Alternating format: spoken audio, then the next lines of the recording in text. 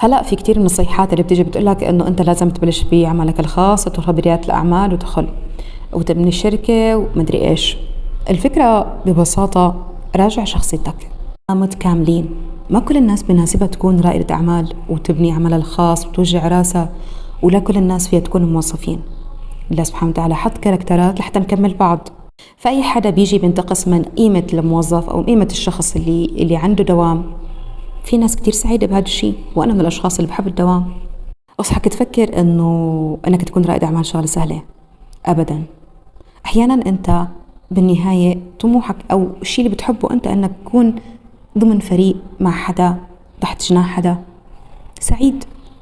ما في داعي ببساطة حدا يجي يخرب عقلك أو يقلل من قيمتك لمجرد أنه أنت قررت تضلك هيك. عادي جدا تماما. إذا أنت سعيد وقادر أنك تتطور وعم ترتفع بمجالك فرواق.